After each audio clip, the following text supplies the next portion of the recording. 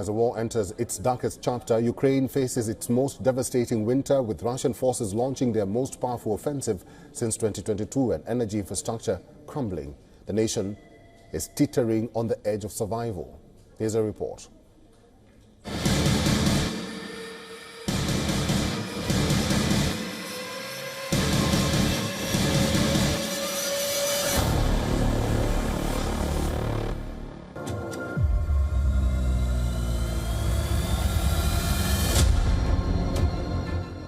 Ukrainian troops fight to hold the line as Russia unleashes its most powerful offensive in months.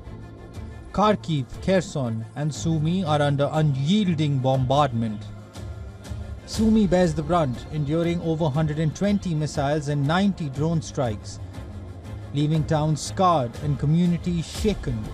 Energy infrastructure, already crippled, teeters on collapse, with Ukraine now operating at just 1/3 of its pre-war electricity capacity. President Volodymyr Zelensky visits the embattled city of Pokrovsk, awarding troops who stand firm despite overwhelming odds. The symbolism is clear: Ukraine will resist. The enemy receives a daily response from you and your comrades. Please convey my deepest gratitude to them on behalf of the entire people of Ukraine. The US has approved Kyiv's use of long-range weapons to strike deep into Russian territory, a move cheered by some European nations. If you're talking about the eastern members, the frontline members, the Baltic states, Poland, of course, they've been calling for this for a long time, so that they will welcome this. And I think that there's been, there's been some annoyance at Washington by having this policy, because there are a number of Central European countries, Germany in particular, who've been quite happy to kind of sit back or hide behind our policy. Biden's big policy shift could shift the tactical landscape, but risks further escalation. While Poland and other European nations cheer the decision, caution clouds Germany's response. Berlin, Ukraine's second-largest arms supplier, is still refusing to send long-range Taurus missiles. Biden's authorization to strike Russian territory offers a glimmer of tactical hope. But on the battlefield, Russian forces continue to advance, capturing new territory on a daily basis. The big question is, how much is this a blow to Ukraine? Bureau Report, WION World is One. Ron Alidu is a former U.S. military officer, former CIA contractor and former intelligence and operations officer. He's now joining us live from Miami. Mr. Alidu, thank you very much for your time and welcome. There have been varied reactions ever since the announcement of President Joe Biden of allowing Kiev to use long-range missiles supplied by Washington to strike targets inside Russia. The Kremlin has reacted. It has accused Biden of escalating the war in Ukraine. What do you make of Biden's move, and should Ukraine be armed? Well, Ukraine have been armed. Obviously, we have sent more than $200 billion to Ukraine in weapons and all kinds of economic aid, the United States and Europe. So they are fully armed. The issue is this new permission that Biden is giving to use the long-range missiles, the attack come to attack Russia targets inside, very deep inside Russia. That is the new issue, and it looks to me like Biden is trying to poison in some ways on how Trump incoming administration in January, when it comes in January 2025, and it's perhaps an act of propaganda and an act of desperation from Biden. They are trying to say, you see, we did everything we can. We gave them permission to attack Russia. And right now, we did everything possible. And he's trying to escalate the war. He's trying to provoke a response from Putin, from Russia, before Trump comes into government in January. Mm-hmm. So it looks to me kind of an act of desperation. The hope is that Putin don't fall for this provocation and do not use small tactical nuclear weapons in the front. That is the only hope that we can have right now.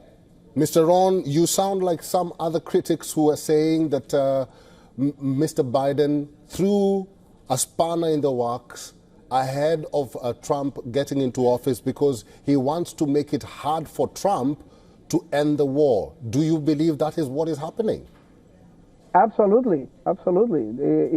I mean, it was wrong for the United States to give this permission to Ukraine a few weeks ago when Ukraine was here in the United States asking for this permission. But now that Trump won the elections, that Kamala Harris will not become the new president, now it's okay. Immediately Biden changed his mind. So obviously the election is everything, it's all related to the election. And he's trying to poison, he's trying to sabotage Trump peace effort that will begin in January. And again, this is an act of provocation, and the only hope we can have is for Putin not to fall into it, not to fall into this provocation, and not to use small tactical nuclear weapons in Ukraine against the Ukrainian army. I'm sure that that is the most important message right now. Mr. Putin, do not fall into this provocation. Just wait and hold until Trump takes office in January, and he will for sure reverse this order that Biden is giving. Mr. Ron, finally, if at all Ukraine decides to use this ATACMS missiles, what would be the impact of that in the ongoing war or in the current war? Well, you will not see it immediately on the battlefront because these missiles are not going to be used, perhaps with the exception of Kursk region against the North Korean troops that are over there inside Russia. These missiles are not going to be used that much into the actual line of contact, into the battlefront.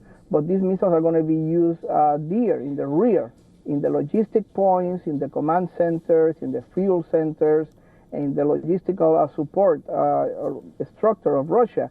So it might have an effect that you will see later on, that you will see weeks or perhaps months later on when a depleted quantity of logistics on the Russian military, they might try to destroy some planes, they might try to destroy some missile storage, some fuel storage. So it will not be immediate. It will take weeks, perhaps a couple months before you can see an effect on the battlefront. But if they are successful and if they destroy fuel points, command centers, logistic points, you certainly will see an effect on the battlefront in a few weeks or months. You will see a decreased capability of the Russian in the battlefront in the line of contact. And that is the danger, that then Putin will fall into this provocation, as he said that he will, and use small tactical nuclear weapons against the Ukrainian army in Ukraine. Will be a tremendous escalation. That is the fear, and that's what we are trying to prevent, what we are hoping that Mr. Trump will prevent. All right, we'll have to leave it there. I've been talking to a former U.S. military officer, former CIA contractor, and former intelligence and operations officer. His name is Ron Alidu. Mr. Ron, thank you for talking to us today. Thank you. For all the latest news, download the WION app and subscribe to our YouTube channel.